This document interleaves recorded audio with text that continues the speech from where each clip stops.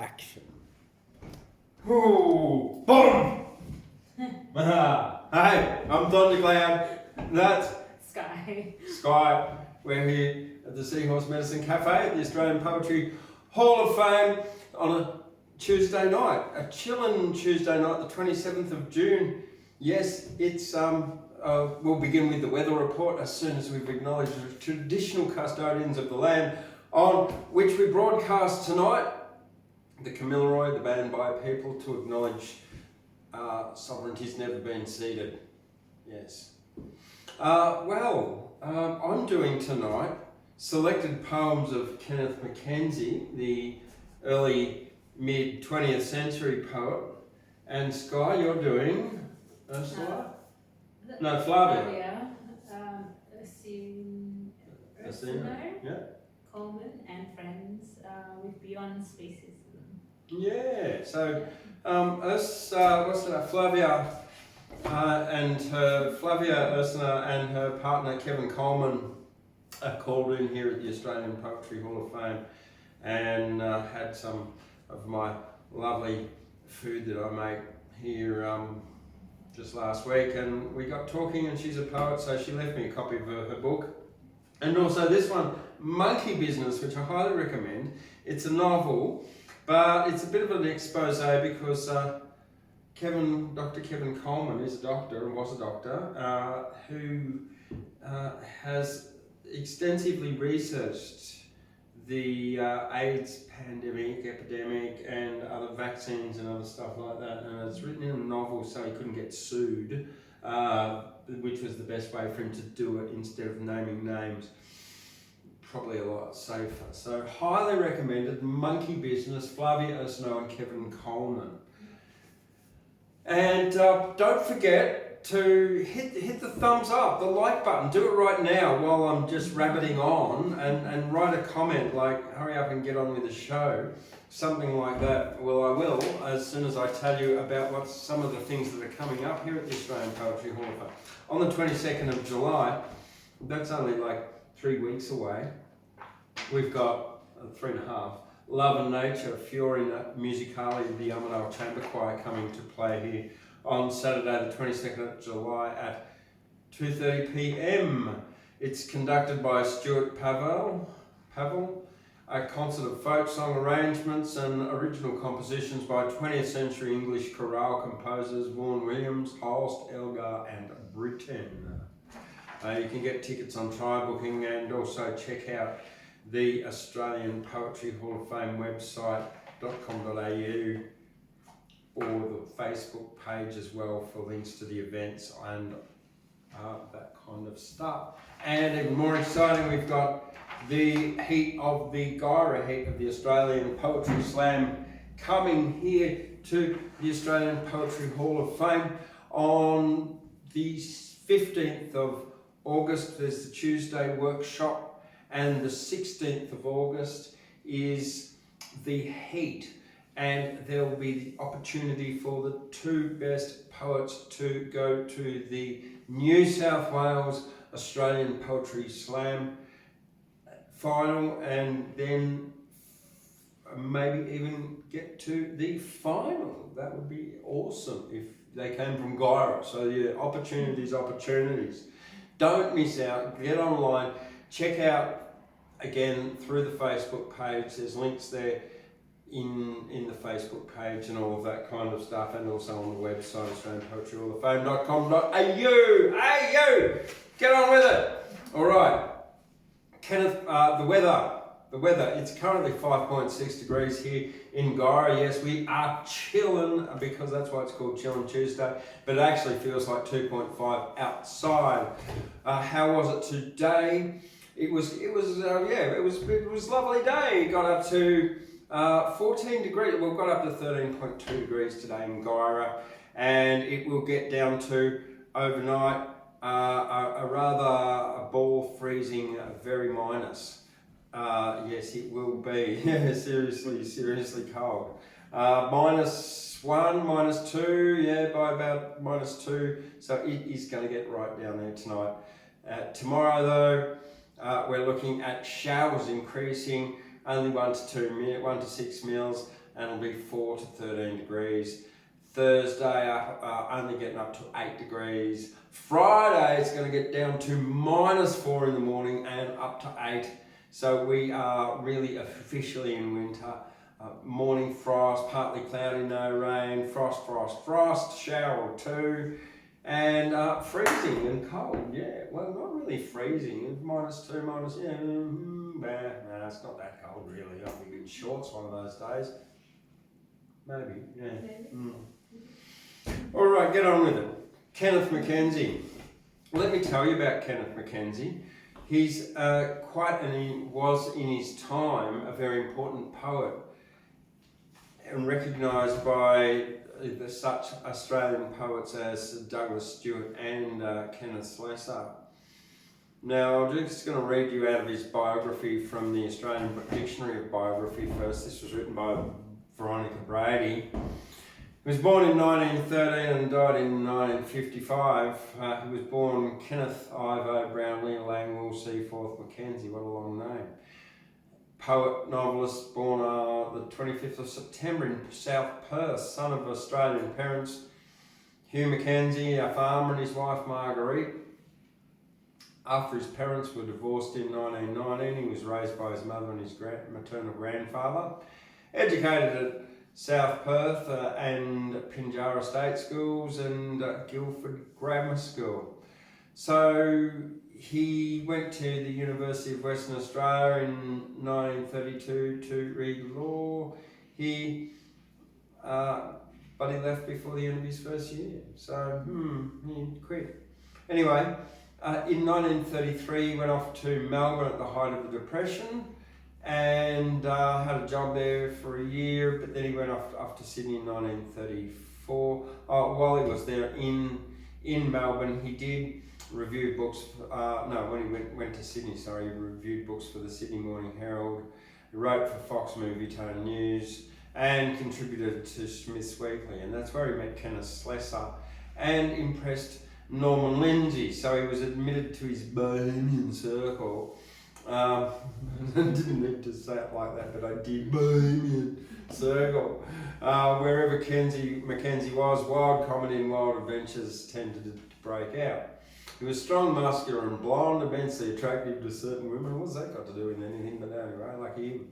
On the 24th of December 1934, he got married to Kathleen Bartlett nee Loveday, born in England. She was a 25-year-old widow who had taken a job as a pastry cook. He was 21 at the time.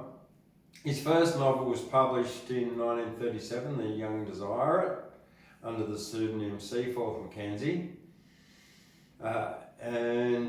It was to win Australian Literary Society's prize in 1939. A sense of moral ambiguity and impending chaos evidence in Mackenzie's second novel, Chosen People, began to invade his own life as he became addicted to alcohol. The outbreak of World War II destroyed what vague plans he had.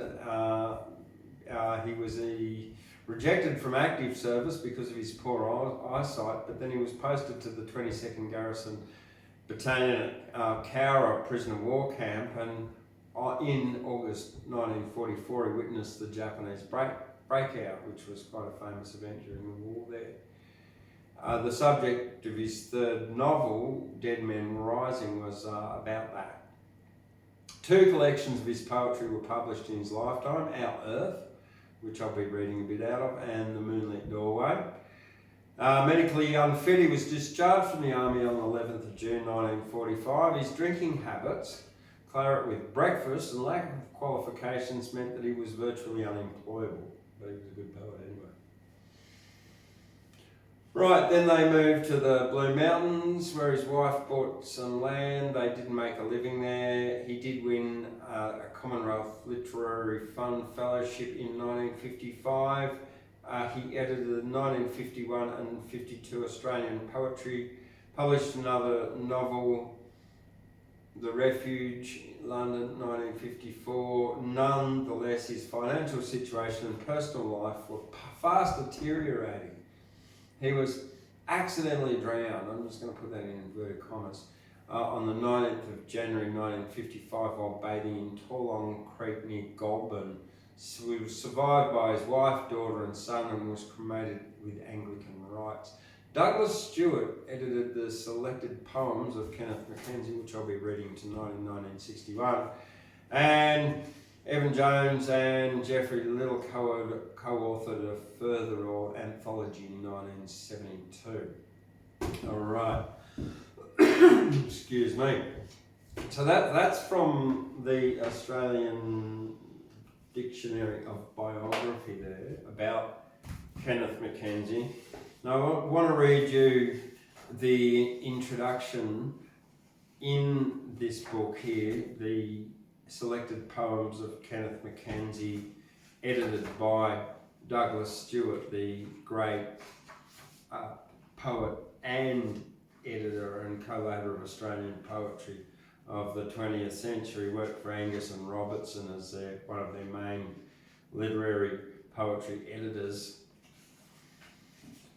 This was published, so what did he say? Had great pleasure in making this selection of Kenneth MacKenzie's poem because I was repaying a debt of friendship, partly because it was obviously necessary that some verses unpublished, some available only in rare limited editions, even the Moonlit Doorway out of print, should thus be gathered in one volume, partly because in spite of the fact that I'd long known and admired his work. To explore the mass of it was still a voyage of discovery and a most rewarding one. Though I clearly remembered the richness and sensuousness of his long poem, Our Earth, for instance, I'd forgotten how surely and how ingenuously, considering the theme is no more than that the earth goes from season to season while the child is formed in the woman's body. The poem keeps moving.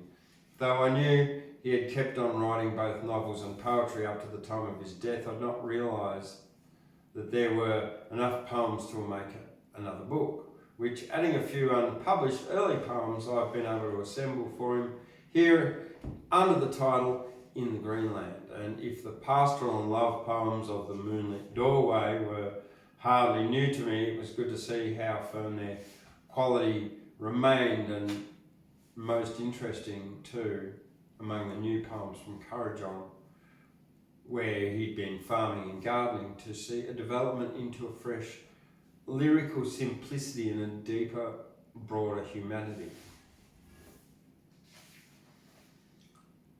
So that's all I really wanted to read about, like from the introduction there. So I'm going to get on with it. And the first one is Heat.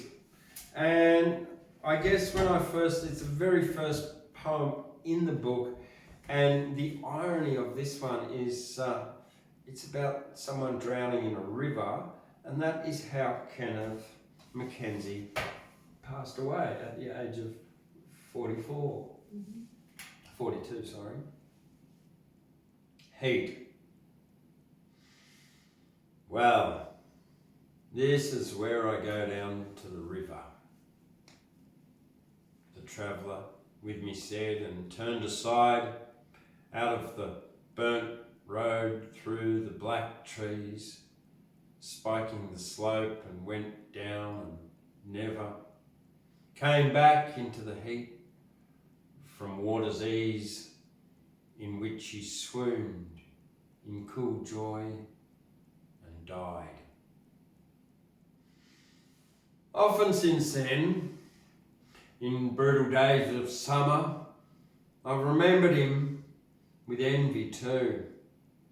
Thought of him sinking down above his knees in a cold torrent, senseless of the rumour of death gone down behind him through the trees, through the dead grass and bushes he shoved through.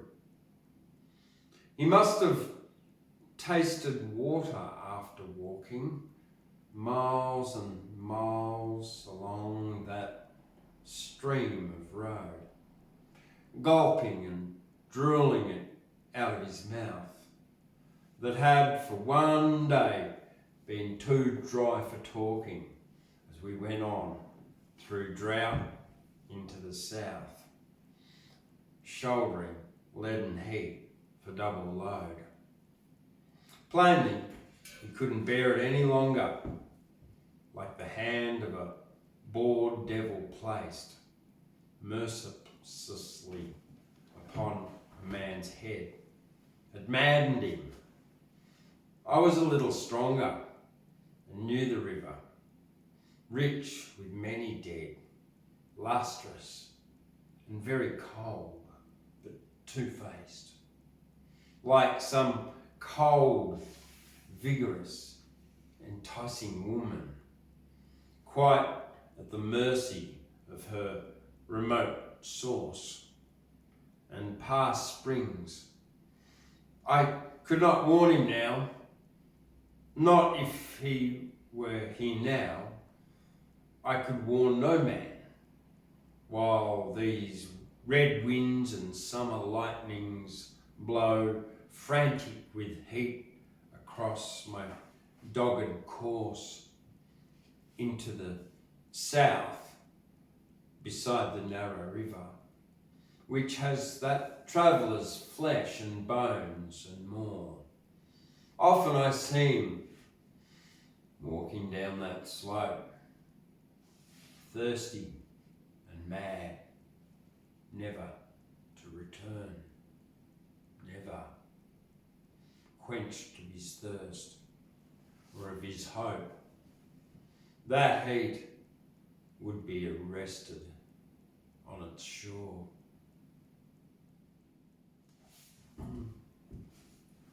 Yeah, it is. Yes, it is. Lovely. Yeah. And the next one I'll do, and then it's your turn. Okay. All right. Is The Deserted Heart. Deliver me up to earth and all green things of grass and growth and water and strong sun. Let my head be thrashed by the violent wings of night birds flying, the wild duck, wild swan. Make me the hostage of the wind that sings, skyborn beneath the door when my work's done. Let's have an end to all these streets of stone, crawling with upright men. Let's go again to the earth and air to still the ache in the bone, to dig an easy grave and sink this pain of loneliness that cannot be alone, this no heart, this horror of the brain.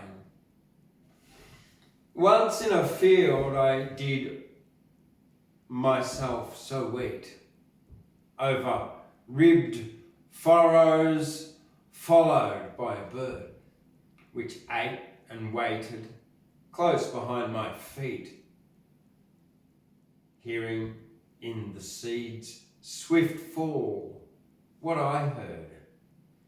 Promised that next year both of us would eat. I sowed my heart when the wheat stirred, it stirred.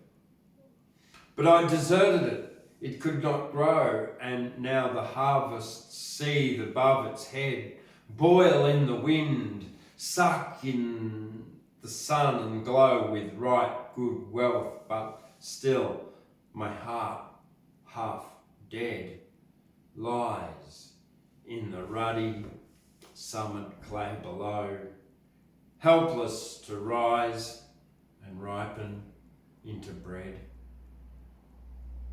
Not bad. Yeah, all right. Beyond Speciesism by Falvia Ursino Coleman. Let's go, Skye. Well, thank you. Yeah. Well, I just want to read this little thing she's written, which I think a lot of people do relate to when they go vegan. And like, as she's written, like so many people, I once claimed to love animals, to care about my health, to pride myself to be in being a spiritual person to care about the environment and my children's future. Like so many people, I was hoodwinked by the veil of industrial secrecy. Then one day, the truth became shown to me. I learned that animals, health, spirituality, and environment, and my children's future require me to live a life of integrity in alignment with my values.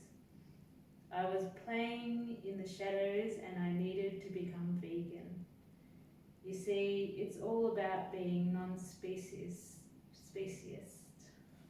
and the ethics of non-selective compassion. Going vegan was and is the only path that aligns us with our higher self. Yeah. That's good. Very much, relate to that. So, that I will read In Their Memory by Falvia Ursino Coleman. It's in their memory that I write. I lie awake and pray at night.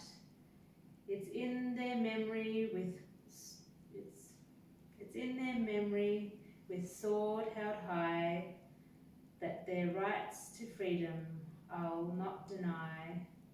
It's in their memory that my soul doth yearn, humanity awakens and seeks to learn. It's in their memory of those lives taken that our remembrance of them not be forsaken. Yeah. Yeah.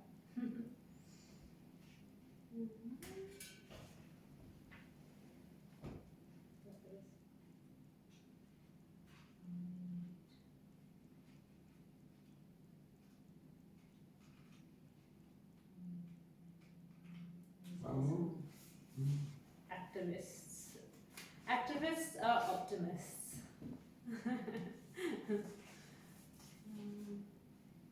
Activists are optimists. No time to be a pessimist.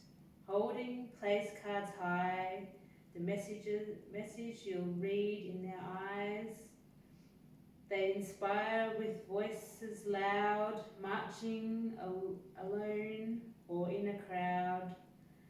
They'll endure ridicule and blistered feet, turning each corner and walking each street. Their message simple and clear, which they will tell you without any fear. For they know that silence is consent to an unjust system to which they'll not bend. For the only thing necessary for the triumph of evil is that good men do nothing and allow great upheaval. They cannot bear to see such harm by those high-ranking with wrongful charm. They live with bellies on fire, acutely aware of their greatest desire, a world to raise in conscious evolution, fairness and compassion, a new world solution, portrayed through their movements and voices, a new way to live through conscious choices, as they all know that now is the hour, for the power of people is greater than the people in power. Mm-hmm. Excellent. You got one more now? I will do Little Spider. In memory of Peg Parrish. And I think, I'm not sure if it's, Peg Parrish was the lady that got run over by a truck. But yeah, I know there was a lady in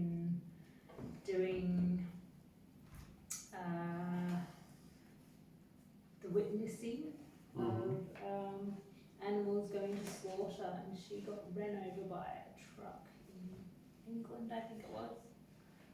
What's the name? Peg? Parish. Oh, parish, yeah, okay. Peg. No, parish would be like ironic, yeah. Yeah.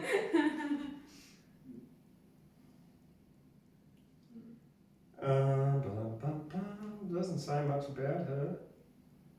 No. I don't know. Anyway, read on. But anyway. So, little spider, clothesline rider, dear little spider with a web so fine, attached so neatly to my clothesline. How many hours did it take to spin, fastened at edges and woven within, a tight curled leaf that serves as your home, tucked at the centre of your hunting zone. We cannot share the line, for there's not enough space, but I don't want to move you in any case. For such a contradiction deserves to... As such a construction deserves to stay, so I'll dry my washing some other way. Yeah. Okay. Well, my turn again. I'm back to the poems of Kenneth MacKenzie, and this one here is the last one that I'll be reading from the section in this book called The Moonlit Doorway, and then I'll move on to Our Earth and finally In the Greenland. Excuse me. This is called The Skull. It's written in the form of a sonnet, which means it's 14 lines. It's an A-B rhyming structure for 12, and then the last two rhyme in a couplet. The Skull. I saw your dry skull lying on a stone, bedded in matting hair. The teeth were locked, and merry in a ceaseless laughter shone. I sat me down upon the sand and rocked. Mirthfully with you, day when night had gone, advanced on us the chill wind of dawn, shuddered my flesh but could not bear the bone, nor void my eyes, nor make my smile so drawn and so immense as yours. Almost alone, you sat and laughed while I implored you to wait, till I learned that laughter's monotone, learned to achieve that blanch and vacant state. Nor even when my last gasped sob subsided, did I know it was I we both derided. The skull.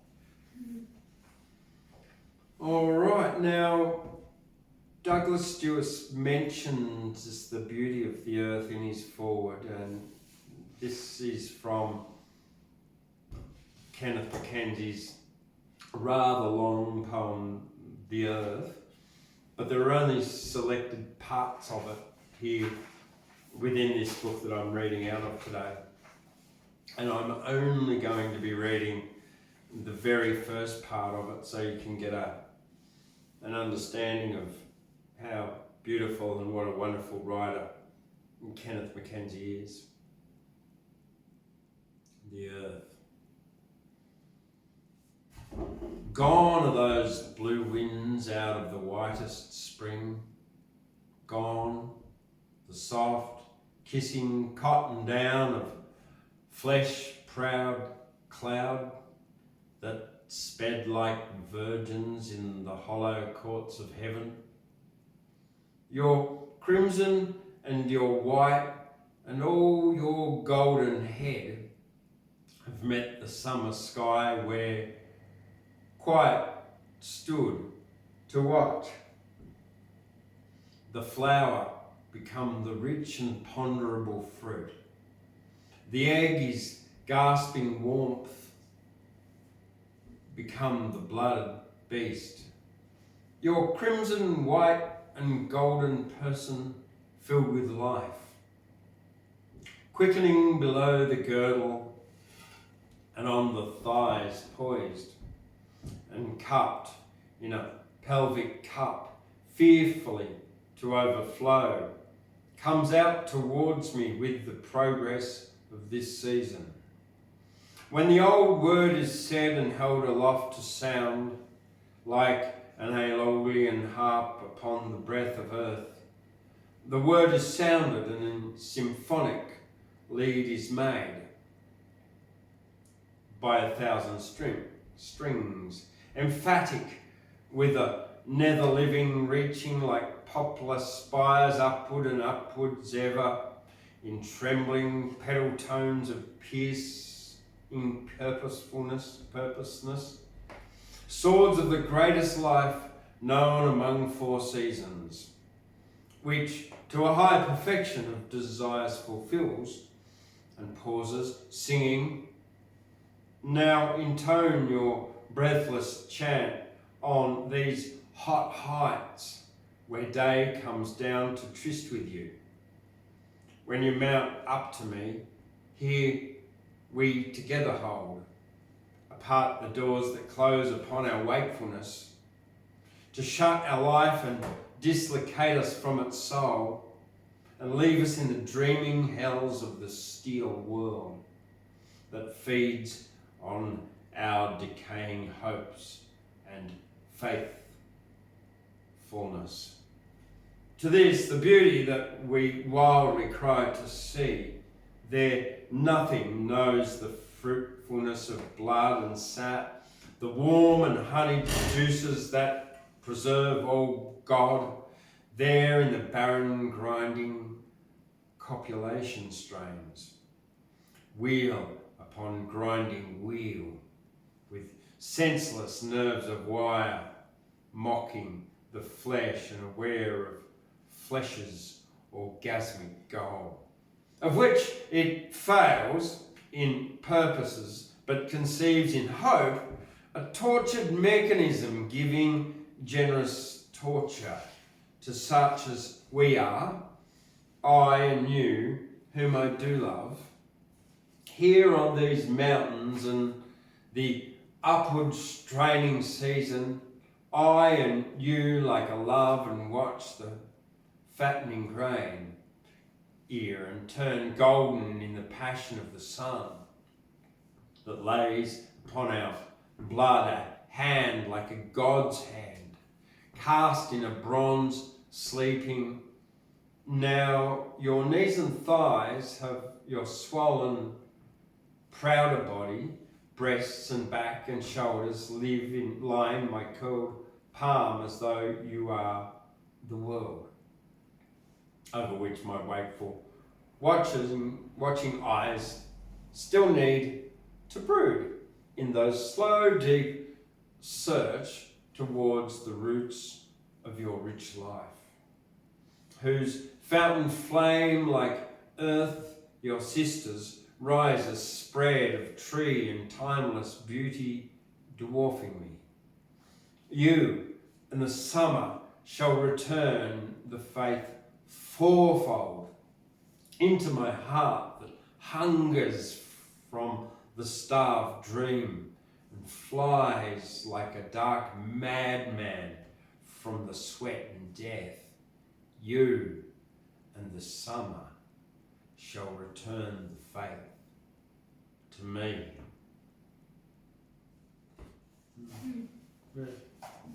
All right, your turn.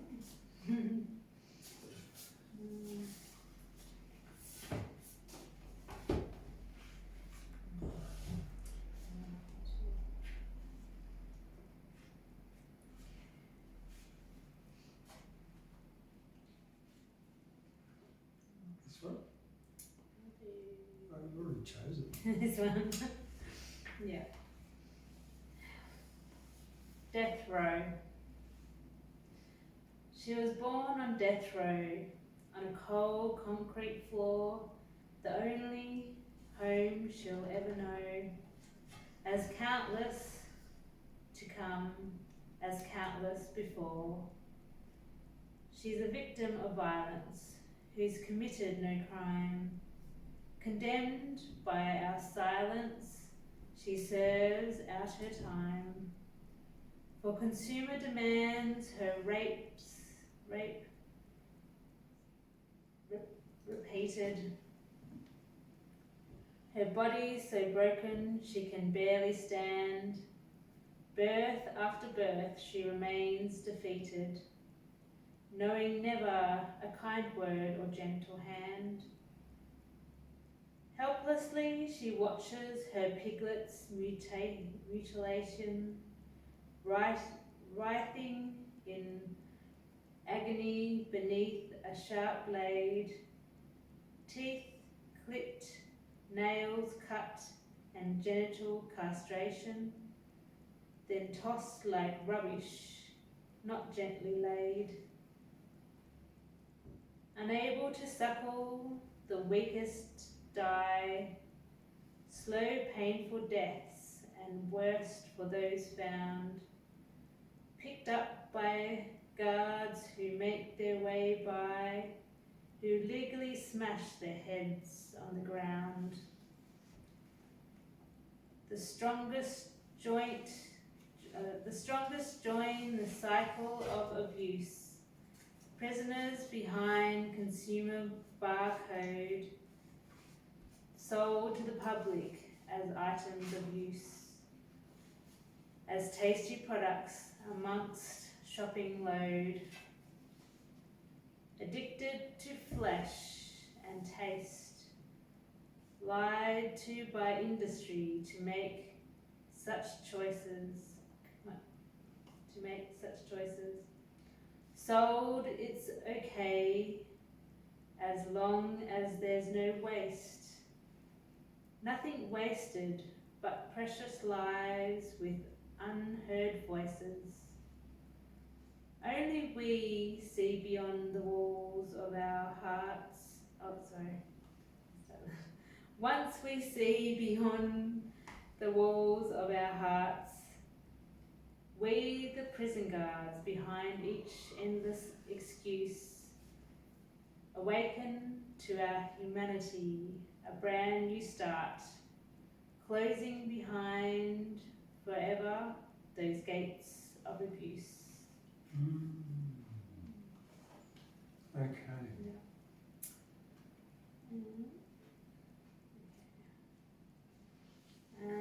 Rooster. He crows his song to the rising sun, strutting his iridescent plumage to its rays, amongst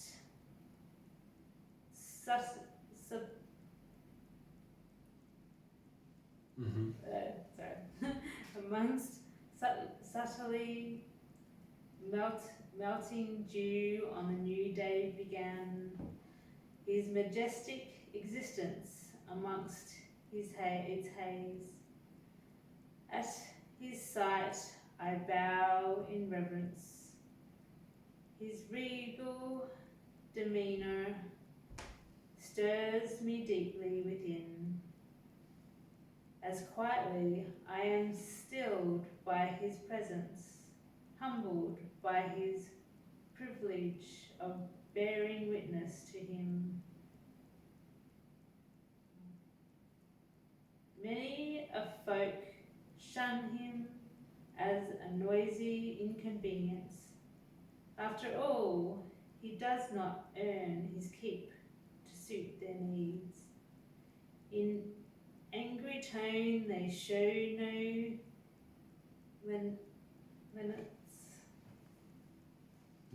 lenience.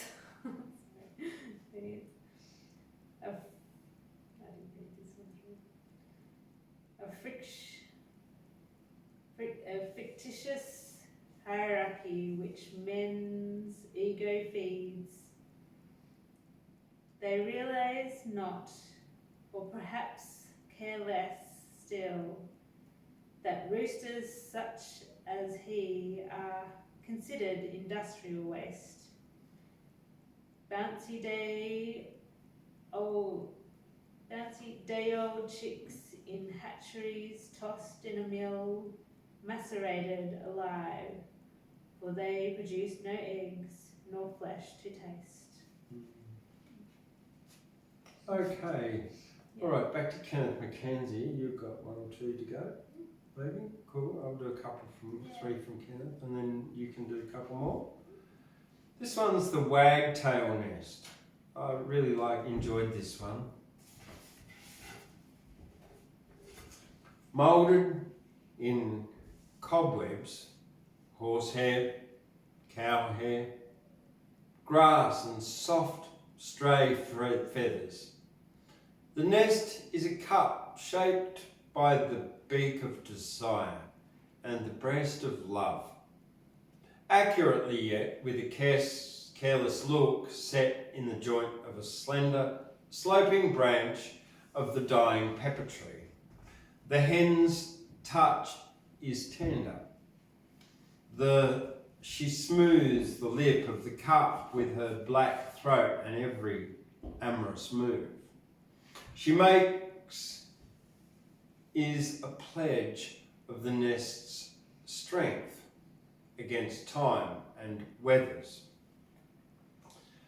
The eggs in the bowl of the grey nest are the fruits of love that flowered apart in a petalled spreading of wings when the wind was cold and the days came blue and bright.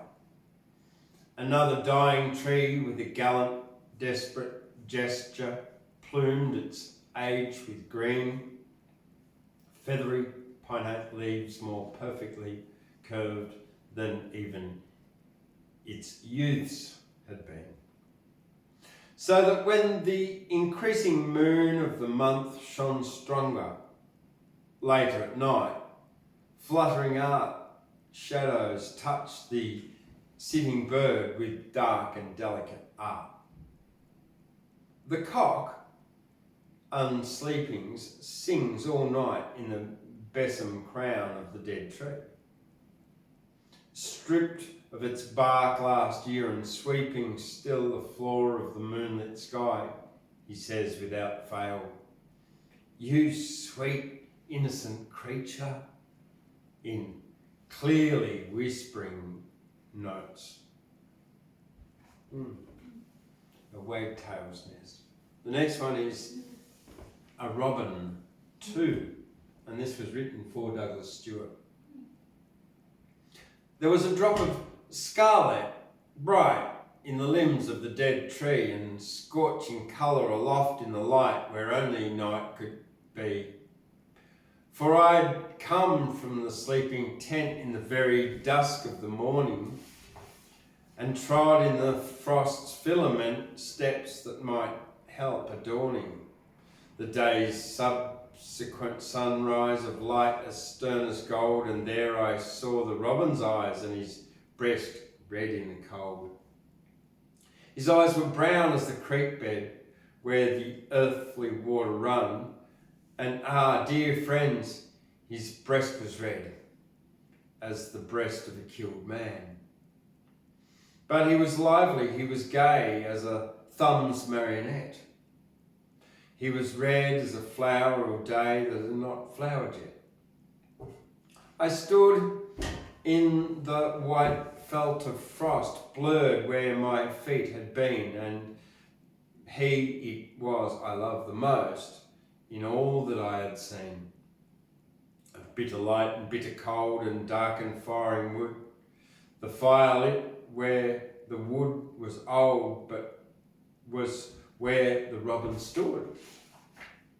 A flame so red and dear, so little and so bright, that once again the dawn was here, and the assured light.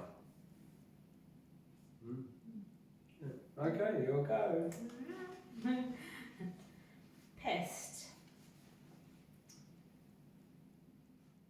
While you were sleeping, we were weeping.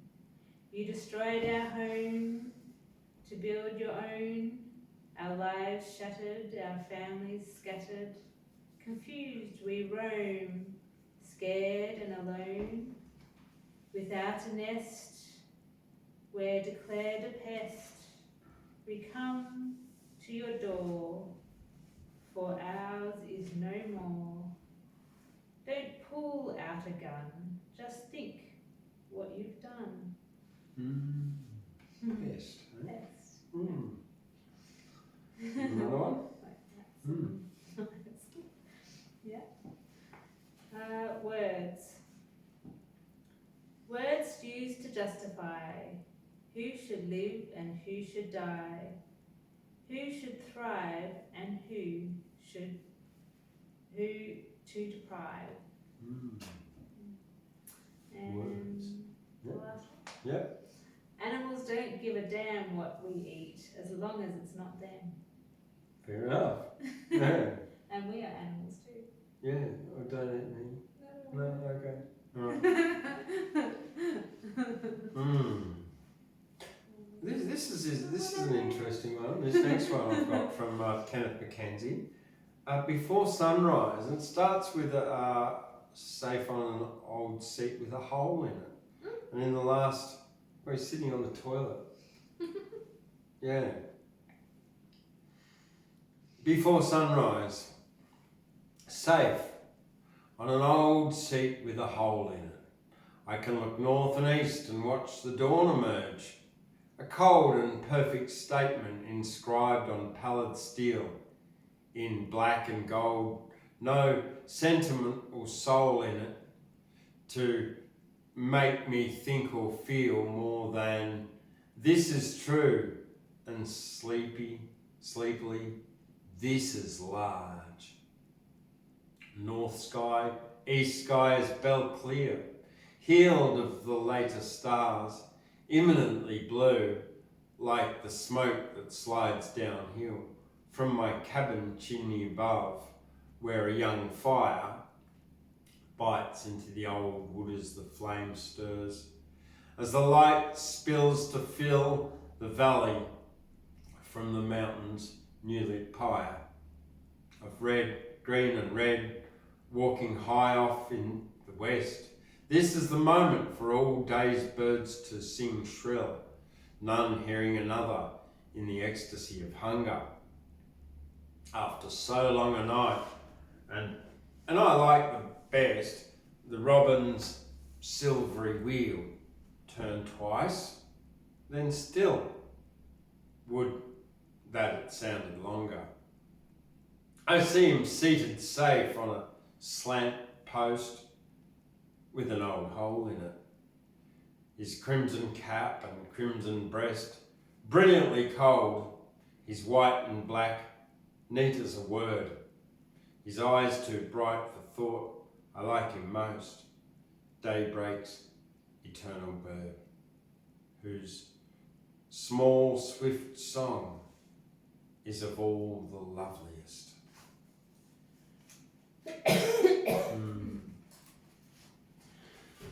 Well, you're talking about pest, mouse, rats, mouse. This one's called mouse. There you go, yeah. And I've only got one more to go, and I'm finished. Yeah, for the night. Yeah. I didn't miss one, did I? I don't think I did. What was that? Oh, I know. I've got 3 to go. Yeah. Now, a ballad of drinking. That's what I'm going to do first. You were having a drink, so what are you drinking there? Just water? Water. Yeah. You waterholic. Right. Okay. And apparently, so yeah, according to that bio there, Kenneth MacKenzie did have a bit of an addiction to alcohol, and this is a ballad of drinking. Should I sing it? Much of 30 years I spent getting drunk with good intent. Mostly good intent was bad, driving wives and friends half mad. How should I know? Know the rage of being dry. How should I know the rage of being dry? I was reared by uncles drinkers who were pointed out as thinkers when I grew somewhat more old. Milk and water I found cold. Tea and bread, which was my ration, roused in me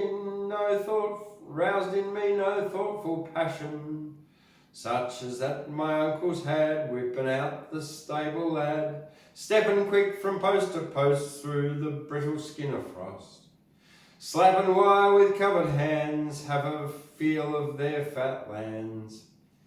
They had whiskey in their tea, leaves and leaves were left for me. Bread and butter was my fare when they ate a wine-jugged hare. Port and trifles, beer and gin, split the clothes they sat out in.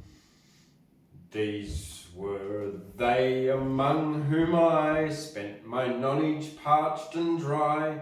Is it any wonder then that a man like other men, every time I fall to thinking of my poor dead uncle's drinking, I should want to wet my whistle, set my stern upon a thistle, tip sky high the glazy bottle, let the starlet through its throttle into mine? Is it no wonder? Drinkers up and I am under. Very good. Okay, now I'm going to do mouse. Okay. Alright, I got two more mouse and then ginger flowers. A small mouse comes every night to clean my house by moonlight. When in my bed I sleep sound, like someone dead it glides around. The four walls, the earthen floor, no crumb falls unaccounted for. Starlight or storm, it matters not, the dawn's alarm, the creaking cot. Trouble it less than that I may rudely miss supper one day.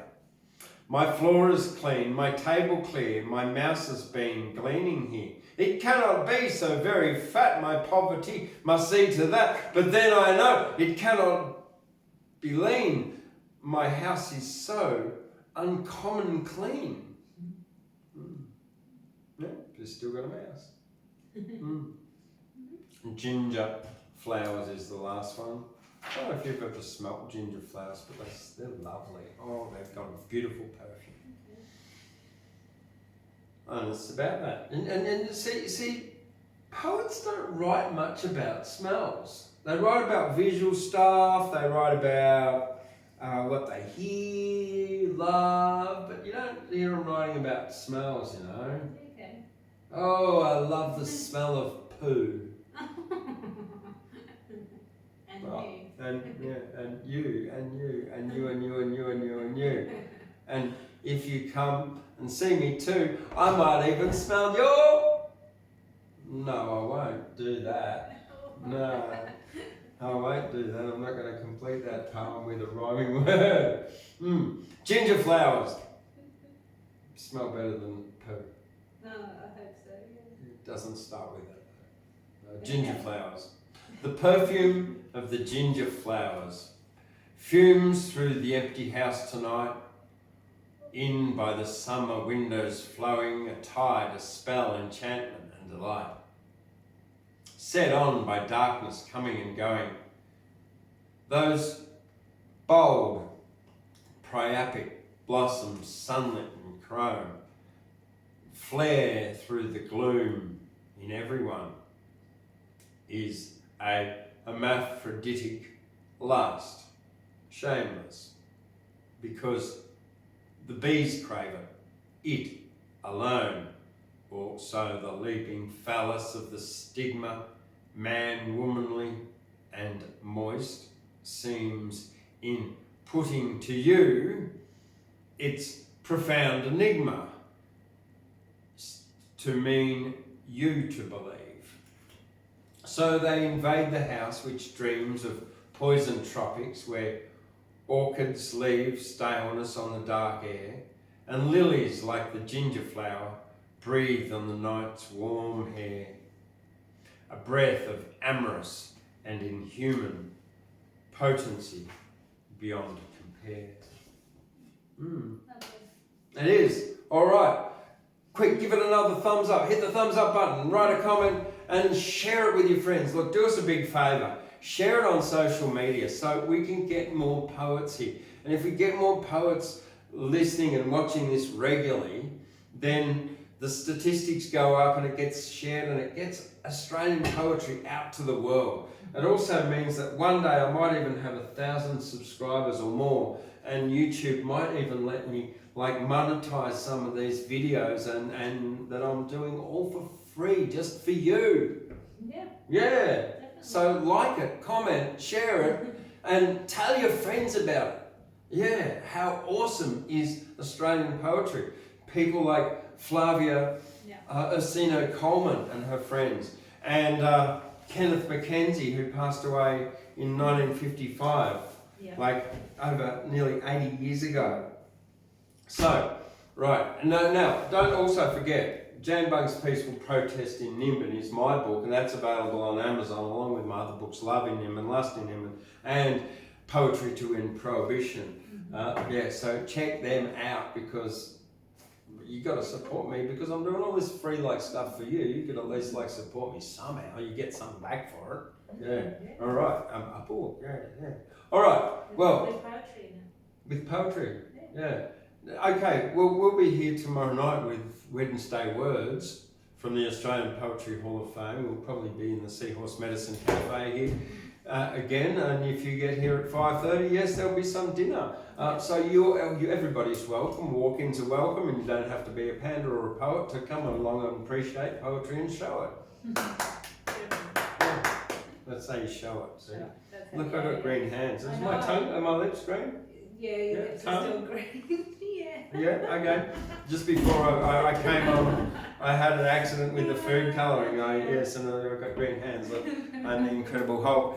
All right, see you later. We'll see you tomorrow night. Bye-bye. Being green. Yeah.